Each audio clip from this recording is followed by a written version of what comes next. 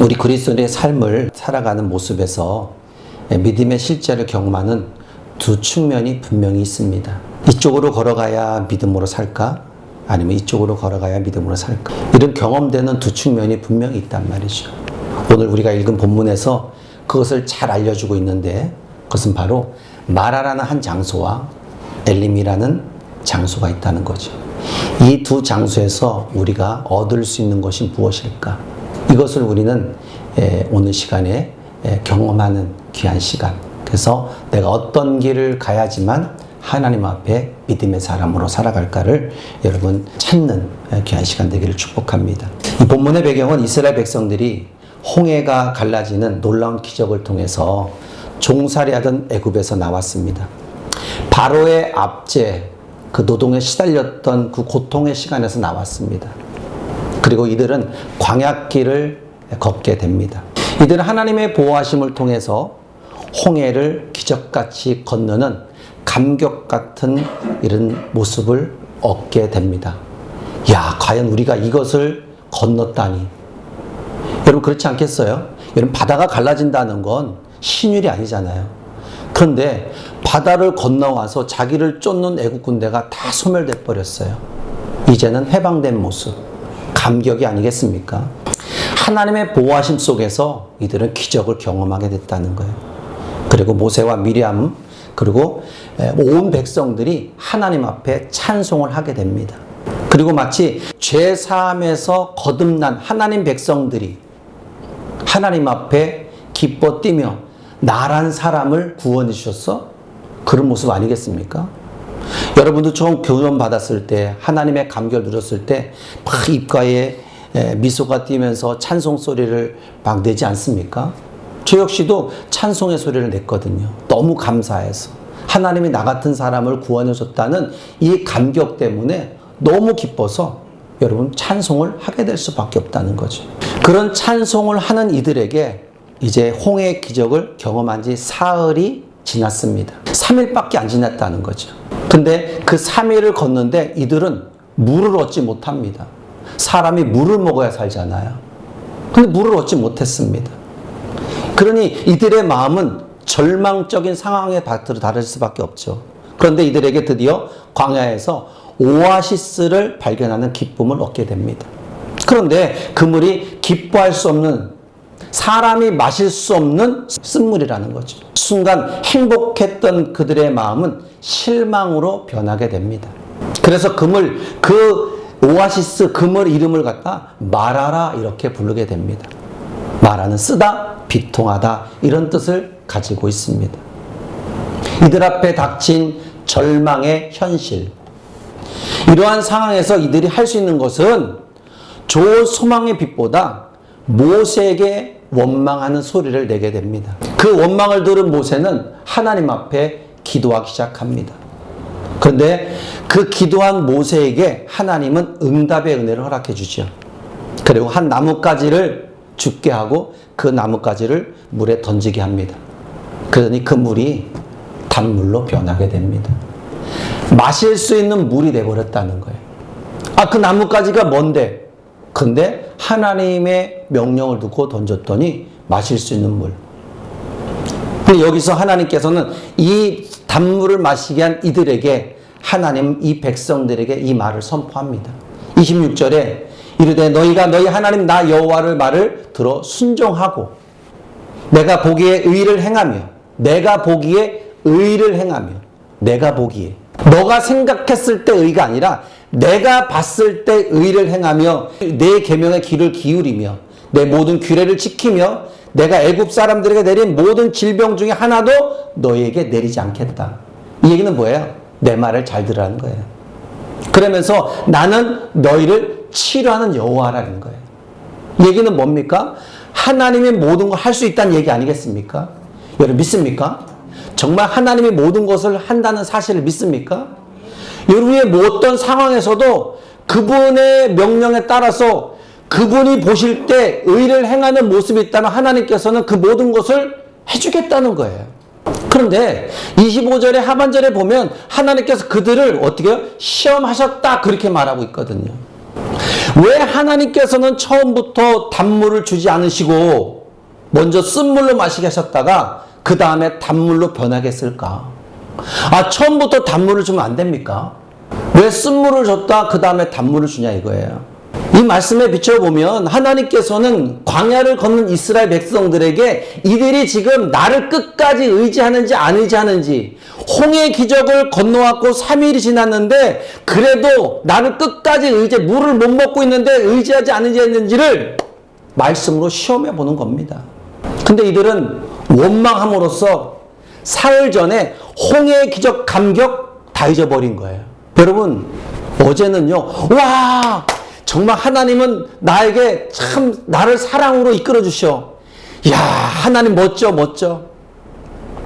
이것도 이런 것도 나에게 이렇게 함께 하셔. 너무 감사해. 정말 하나님 은혜입니다. 그런데 오늘 갑자기 딴 일이 벌어졌어요. 왜 나한테 이러십니까? 막 이러잖아요. 그죠? 이들이 3일밖에 안 지났는데 홍해의 감격은 물 없는 것 때문에 홍해의 감격이 사라져 버렸다는 거예요. 여러분, 하나님의 이 시험을 통해서 왜 이 물이 쓴물이 단물이 되는지, 하나님 왜 이렇게 자기의 순종하기를 원하는지, 어떤 시험입니까? 내 내면의 본질을 봐야 된다는 거예요. 내 내면에 하나님이 살아계신지 안 살아계신지, 진짜 믿고 있는지 안 믿고 있는지, 겉으로만 믿고 있는지, 보이는 거에 집중되어 있는지, 아니면 정말 보이지 않는 그 세계까지도 하나님이 함께하는 걸 믿는지, 내 내면의 본질을 지금 하나님이 시험하고 있다는 거예요. 여러분, 겉으로 보면은 여러분 거룩해 보이죠, 그죠? 거룩해 보이잖아요. 인자해 보이고 믿음 좋아 보이고. 근데 그 내면의 속에는 어떤 흑심이 품고 있는지 어떻게 알아요? 여러분, 사기꾼들 보세요. 그렇잖아요? 야, 이런 사람이 없어. 그런데 그 사람이 사기를 쳤어. 도저히 그 사람이 믿어지지 않는 거예요. 그 사람이 사기를 쳤다고? 아니, 그렇게 선하게 생긴 사람이? 그러니까 그 내면을 모르는 거예요. 하나님은 우리의 내면을 보고 싶은 거예요. 여러분, 믿습니까? 그래서 다윗이 그 내면이 깨끗함으로 거룩하니까 이 녀석은 나하고 마음이 합한 자라고 이야기하잖아요. 그런 시험의 단계 하나님 말씀해 주시고 드디어 이들이 엘림이라는 장소에 도착을 했습니다. 엘림은 물샘 12개나 되고 종려나무 70그루가 있는 아주 오아시스입니다. 백성은 그곳에 장막을 쳤습니다. 한 달 정도 그곳에 머물러 있습니다.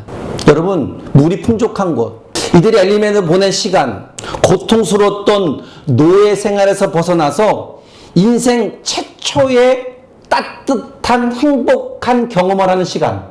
그렇잖아요. 완전 자유예요. 풍족합니다. 더 이상 노예 생활, 노동할 필요도 없습니다. 자신들의 책짓질하는 누구도 없습니다. 누구의 애굽 사람들의 눈치도 볼 것도 없어. 왜? 자기들끼리만 있으니까. 그리고 하나님이 함께 하니까. 그리고 그 광야에, 그 사막 같은 광야에 물이 풍족하니까. 그야말로 애굽에서 서름에 눈물 흘렸던 그 모든 것들이 싹 눈녹듯이 사라져 버리는 거예요. 그렇게 이들은 엘림에서 은혜를 누리게 됩니다. 이것이 본문의 배경이에요. 여러분, 우리가 살아가는 지금의 세상은 광야길이라고 하죠. 그리스도인들의 인생을 삶에 실제로 이스라엘 백성들이 만난 마라라는 이 쓴물, 고통스러운 이 쓴물과 엘림이라는 물이 풍족한 행복의 그 기쁨, 두 가지가 존재할까? 저는 많은 인생을 살아보지 않았지만 인생을 살아보니까 분명히 이 마라라는 곳과 엘림이라는 이 슬픔과 기쁨이 함께 공존하는 것을 전 알게 됐습니다. 다시 말하면 내 인생에 주님이 선택을 받았어도 어떨 때는 예수 믿어서 매일매일의 삶이 엘림의 기쁨이고 행복이었는데, 때로는 나 예수를 만났는데도 왜 내 인생은 이렇게 쓰디쓴 쓴물, 고통스러운 이 절망인가? 여러분, 그리스도인의 삶이 매일 기쁨으로 흘러넘치는 감격되는 삶이 될 수는 없습니다. 그것은 거룩한 기쁨이 단순한 어떤 감정으로 믿음의 삶을 대신할 수 없기 때문이죠. 거룩한 기쁨은 무엇을 어떻게 설명하기가 굉장히 어려운 부분입니다. 왜? 각자가 받은 은혜가 다르기 때문에 그래요. 나는 조그만 것 가지고서도 막 감격을 누리고 좋아하는데 어떤 사람 그거는 감격이 아닌 거야. 그러니까 각자가 받은 은혜가 다르기 때문에 생각의 관점도 다를 수밖에 없죠. 그렇기 때문에 지금의 현실의 쓴물이든 단물이든 믿음의 정도의 차이일 뿐이지 순종의 옷을 누가 먼저 입느냐입니다. 여러분, 사도 바울이 사역을 합니다. 고린도후서 6장 10절에 이 말씀을 보면 답답한 환경 속에서 근심한 자 같이 보이는 현실이 사도 바울에게 에워싸였지만, 그러나 힘들고 어려운 상황은 분명하지만 그 마음에는 사라지지 않는 게 하나 있다는 거예요. 뭘까요? 주님 앞에 찬송하는 것. 내게 아무리 어려운 문제가 있더라도 나는 주님 앞에 찬송을 잊어버리지 않겠다는 거예요. 근데 이 문제 현실에 이 말씀에서 뭐라고 합니까? 항상 기뻐하고 이렇게 말합니다. 항상 기뻐하고. 어떻게 해석해야 될까? 우리에게 항상 기뻐하라는데 이 모습을 어떻게 해석해야 될까? 여러분, 항상 기뻐하라는 것은 늘 엘림이란 장소로 해서 얻을 수 있는 것을 다 얻었으니 이제 너 푹 쉬어도 돼, 이런 뜻일까요? 그런 말이 아닙니다. 여러분, 우리가 처한 삶의 자리는 때로는 마라이고 때로는 엘림입니다. 그런데 그리스도인은 항상 기뻐하라고 말할 수 있어야 한다는 것은 어떤 의미일까? 과연 나는 엘림이란 장소에서든 마라라는 쓴물의 장소에서는 아픔과 괴로움 속에서도 나는 정말 바울처럼 그런 찬송의 소리를 할 수 있을까? 그러면 엘림은 기쁨이 계속 현지에 흘러 넘침을 말하고 있습니다. 너무 행복해요. 너무 풍족하니까. 자다 일어나도 또 풍족함이 있어. 자다 일어나도 또 풍족해. 오늘은 무엇을 먹을까? 정말 오늘 이거 먹을까? 너무 행복해. 생각만 해도 행복밖에 없는 거예요. 분명히 엘림은 하나님께서 자녀들의 인생에서 과정에서 주시는 위로의 선물이라고 봅니다. 여러분이 지금 기쁨의 은혜를 누리고 있다면 하나님께서 여러분 인생의 선물이에요. 위로의 선물. 이 위로의 선물, 이 시간 속에서 보내는 시간이 얼마나 행복하고 얼마나 웃음이 넘칩니까? 이 시간이 안 갔으면 좋겠죠. 모든 것이 만족스러운 시간이니까. 이것이 하나님을 경험하는 우린 또 하나의 실제의 시간이라는 거예요. 여러분, 엘림에서도 하나님을 충분히 경험하시길 바랍니다. 마라에서도 하나님을 또 충분히 경험하는 시간 되기를 축복합니다. 그렇다면 여러분, 그리스도의 삶은 매일 매 순간마다 엘림의 현장처럼 기쁨의 현실이 되어서 흘러넘치는 경험으로 살 수 있을까? 그렇게 말할 수 있을까? 야, 나는 하나님이 늘 이렇게 풍족하게 해주셔. 난 기쁨이 충만해. 그렇게 할 수 있을까? 반대적으로 삶에서 기쁨의 흘러넘침이 경험되고 있지 않다면 과연 우리는 그럼 믿음이 없는 사람일까? 나에게 믿음의 문제가 있어서 지금 나에게 어려움이 닥친 것일까? 내가 믿음이 좋아서 지금 엘림이라는 행복한 충만한 시간이 있을까? 여러분, 결론을 먼저 말씀드리면 믿음의 정도의 차이일 뿐이지 삶에는 어떤 문제가 있는 건 아니에요. 조금의 차이.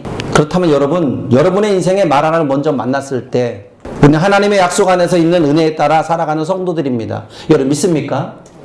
은혜에 따라 살아가는 성도라는 걸 믿습니까? 인생에서 마라와 같은 정말 삶의 현실이 실제입니다.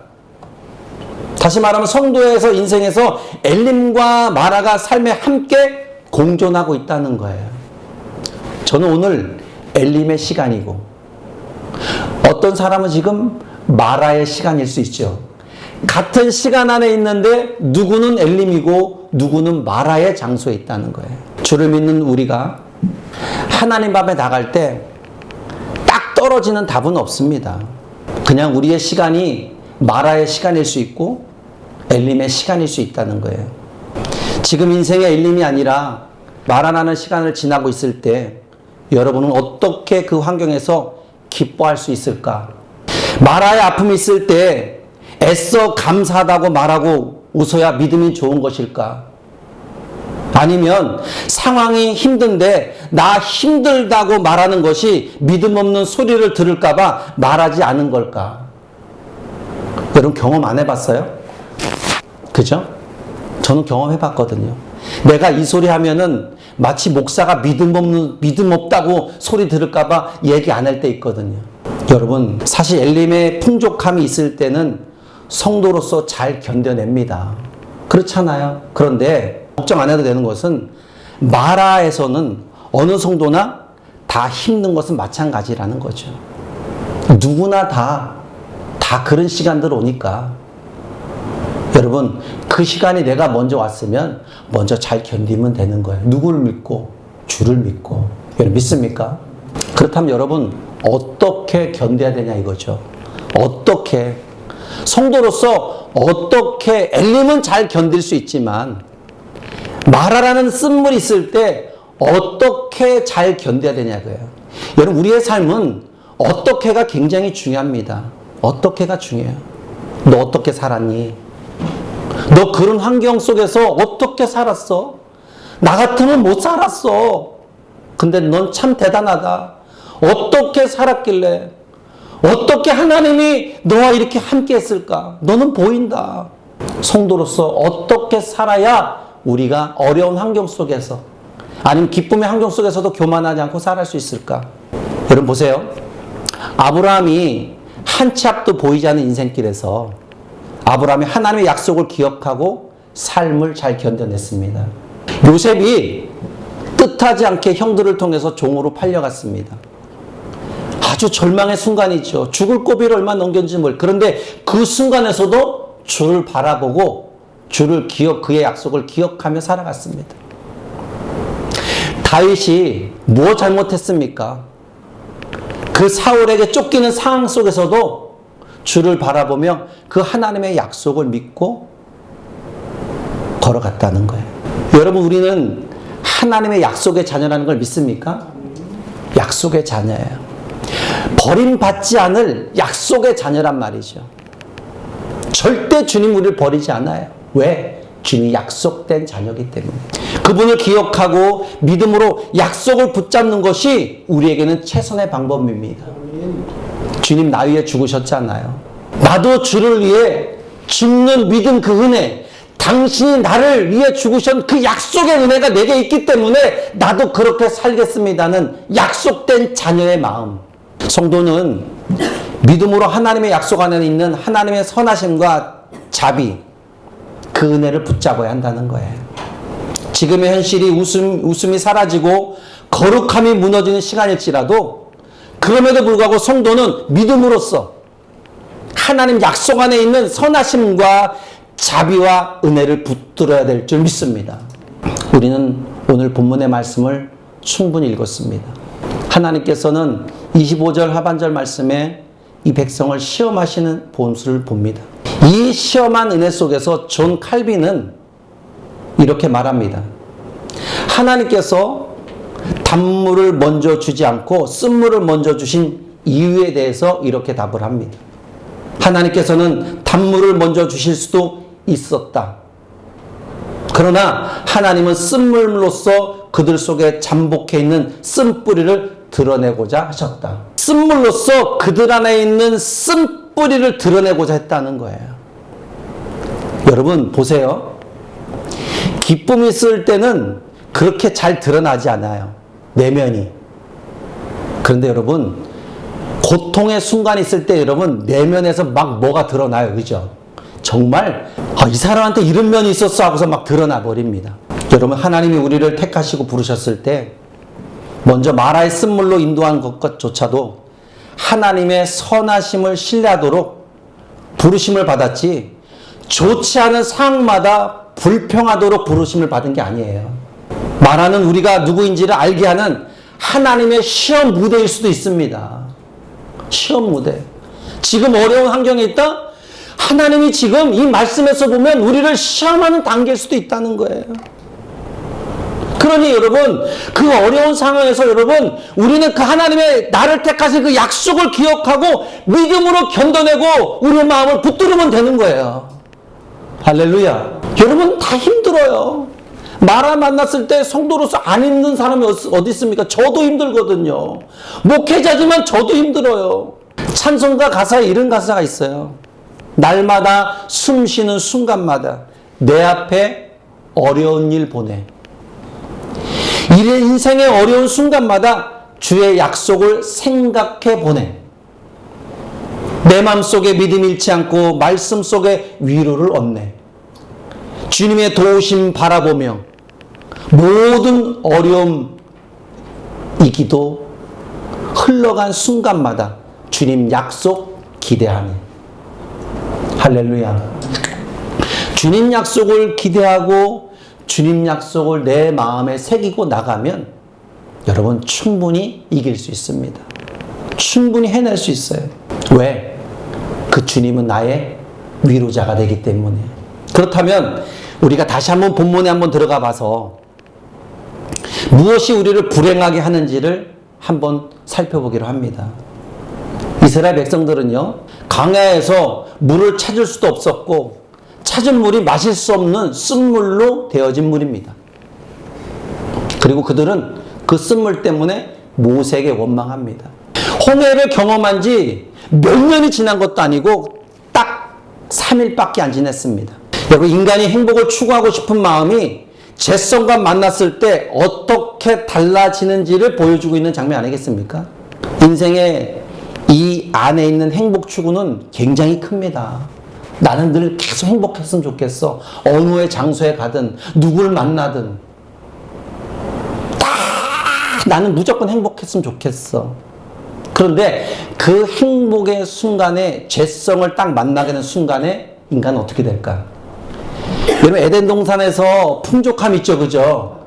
하나님과 여러분 아담과 하와가 풍족함 살고 있어요. 그런데 사단을 만나는 순간에 그 죄성을 만나는 순간에 어떻게 됐어요? 완전히 무너졌잖아요.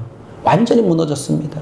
내가 등 따시고 배부르면 됐다는 이 삶의 추구, 이런 사람 분명히 있습니다.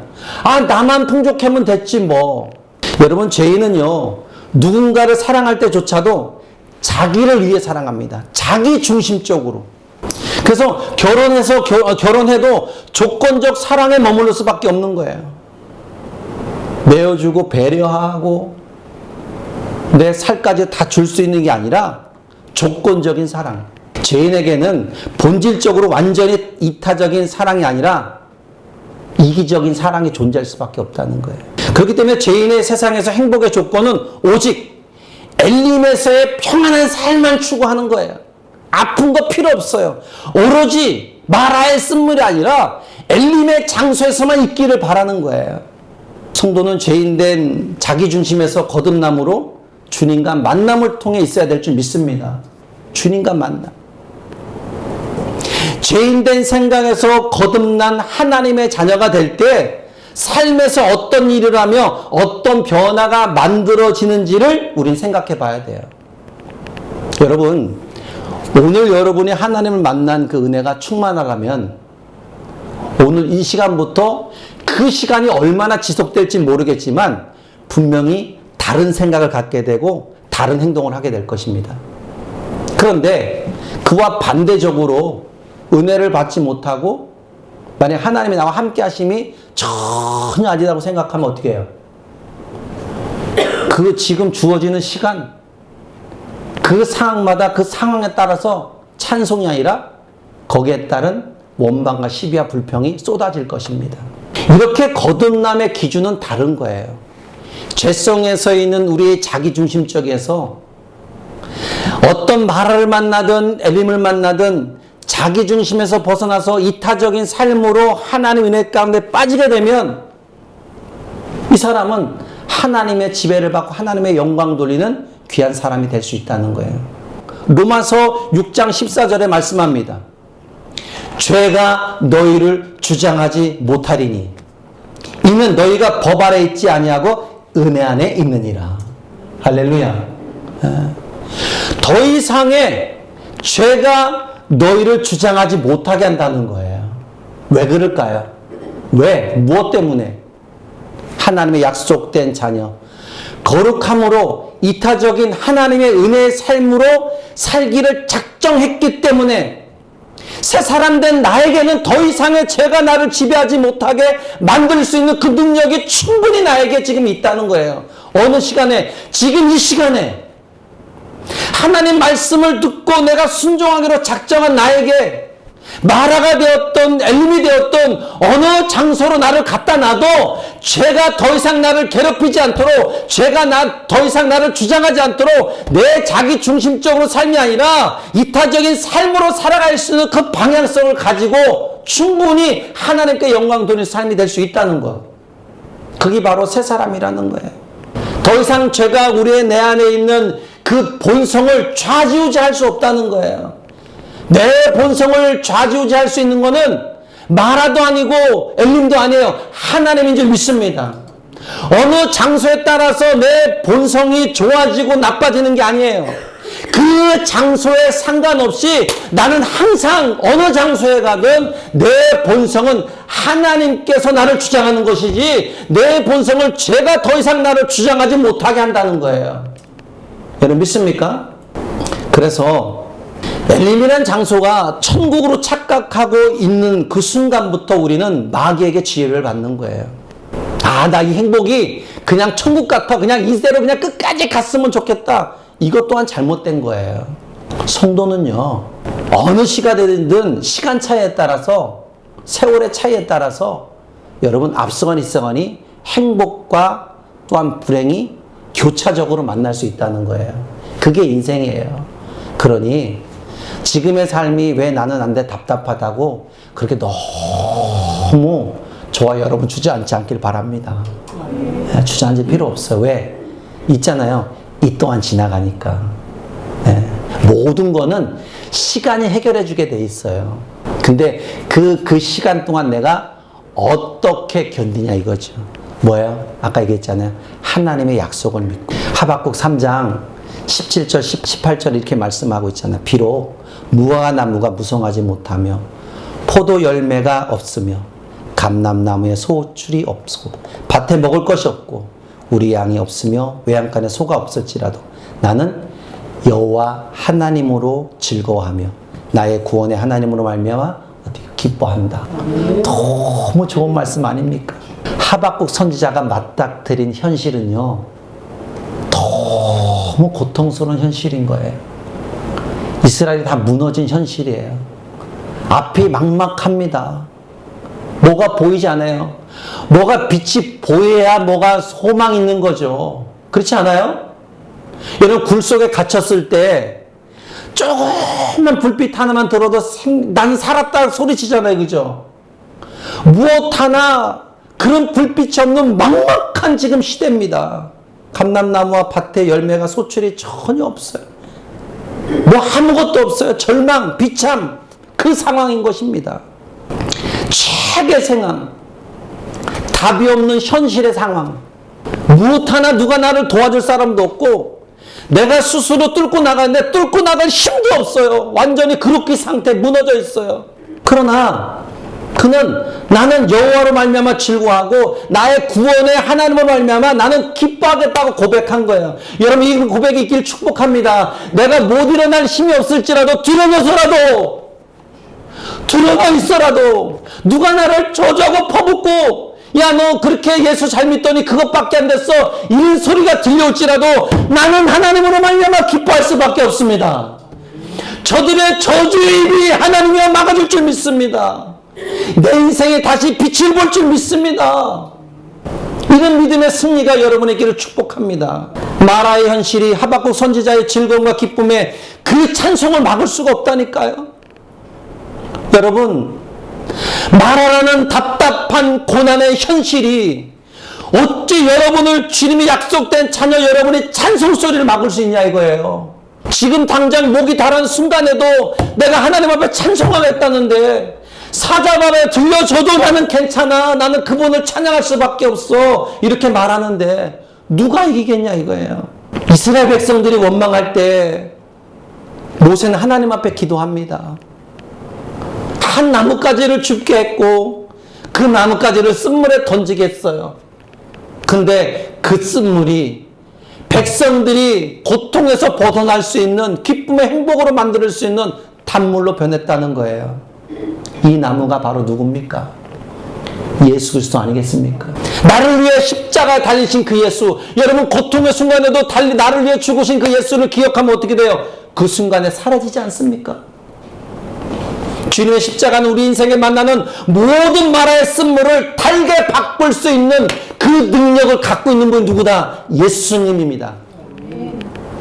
내가 견뎌하는 고난조차 내 인생의 축복이라고 여기고 그것을 기쁨으로 여길 수 있게 하는 것은 그리스도의 십자가뿐이라는 사실이라는 거예요. 하나님께서 지시한 나무를 던진 거예요. 하나님께서 지시한 그 나무를 지은 게 누굽니까? 예수님입니다. 누구를 위해서? 나를 위해서. 그게 십자가의 능력의 은혜라는 거예요.